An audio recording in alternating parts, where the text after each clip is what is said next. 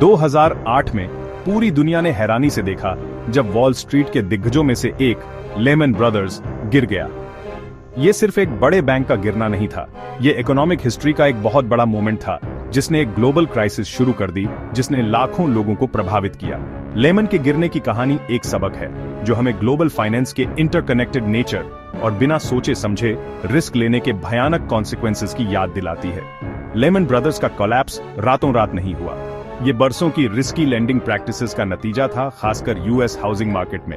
ये क्राइसिस कैसे हुआ, ये समझने के लिए हमें अर्ली 2000s में वापस जाना होगा, एक ऐसा समय जब घर लेने का अमेरिकन ड्रीम हर किसी की पहुंच में लगता था। अर्ली 2000s में यूएस हाउसिंग मार्केट में एक अभूतपूर्व तेजी देखी गई। कम इंटरेस्ट रेट्स और इस वाइड स्प्रेड बिलीफ की वजह से कि रियल एस्टेट एक श्योरफायर इन्वेस्टमेंट है, घरों की कीमतें आसमान छू गईं। बैंक्स पैसे उधार देने के लिए बेताब थे और लोग उधार लेने के लिए बेताब थे, अक्सर अपनी क्षमता से ज्यादा बड़े मॉर्गेजेस लेते थे। ऊपर की ओर इस सीमिंगली अनस्टॉपेबल ट्रेंड ने इनविंसिबिलिटी का एहसास पैदा किया, लेकिन सतह के नीचे मुसीबत पक रही थी।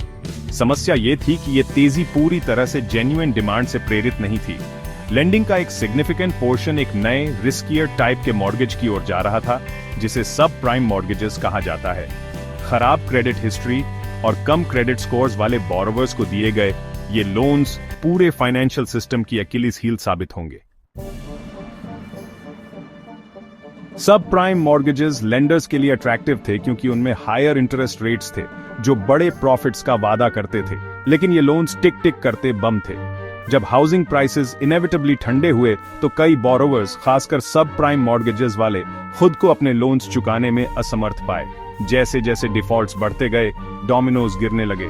मॉर्गेज बैक्ड सिक्योरिटीज, जो इन्वेस्टर्स को बेचे गए मॉर्गेजेस के बंडल्स होते हैं, की वैल्यू गिर गई। इसने फाइनेंशियल सिस्टम में शॉक वेव्स भेज दी, क्योंकि लेमन ब्रदर्स जैसे इंस्टीट्यूशंस, जिन्होंने इन सिक्योरिटीज में हेविली इन्वेस्ट किया था, को भारी नुकसान का सामना करना पड़ा।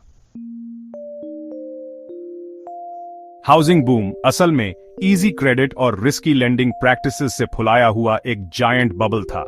जब बबल आखिरकार फूटा तो कॉन्सिक्वेंसेस भयावह थे। डिफॉल्टिंग मॉर्गेजेस ने एक चेन रिएक्शन शुरू कर दी, जिससे क्रेडिट क्रंच और फाइनेंशियल सिस्टम में कॉन्फिडेंस की कमी हो गई। लेमन ब्रदर्स, जो कभी वॉल स्ट्रीट की पावर का प्रतीक था, खुद को क्राइसिस के केंद्र में पाया। बैंक ने मॉर्गेज बैक्ड सिक्योरिटीज में हेविली इन्वेस्ट करके भारी रिस्क्स लिए थे। जैसे जैसे ये इन्वेस्टमेंट्स खराब होते गए, लेमन के लॉसेस बढ़ते गए और ये साफ हो गया कि कभी माइटी इंस्टीट्यूशन कोलैप्स के कगार पर था। लेमन ब्रदर्स अपनी अग्रेसिव इन्वेस्टमेंट स्ट्रैटेजीज के लिए जाना जाता था। क्राइसिस से पहले के वर्षों में बैंक ने हाउसिंग मार्केट के लगातार बढ़ते रहने पर बड़ा दांव लगाते हुए भारी रिस्क्स लिए थे। जब मार्केट पलटा तो लेमन ने खुद को ओवर लेवरेज्ड और अंडर प्रिपेयर्ड पाया। बेल आउट सिक्योर करने या बायर खोजने की बेताब कोशिशों के बावजूद लेमन ब्रदर्स को अंततः फेल होने दिया गया। 15 सितंबर 2008 को बैंक ने बैंक्रप्सी के लिए फाइल किया, जो यूएस हिस्ट्री की सबसे बड़ी बैंक्रप्सी फाइलिंग थी। इस इवेंट ने ग्लोबल मार्केट्स में शॉक वेव्स भेजी, जो फाइनेंशियल क्राइसिस की सिवेरिटी का संकेत दे रही थीं। लेमन ब्रदर्स के कोलैप्स के इमीडिएट और फार रीचिंग कॉन्सिक्वेंसेस थे।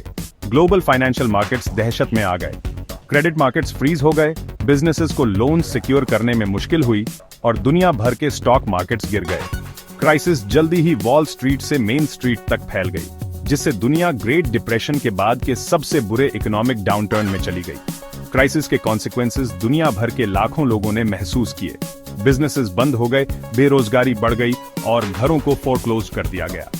फाइनेंशियल सिस्टम को स्टेबलाइज करने के लिए सरकारों ने भारी बेल आउट पैकेजेस के साथ हस्तक्षेप किया, लेकिन रिकवरी का रास्ता लंबा और कठिन था।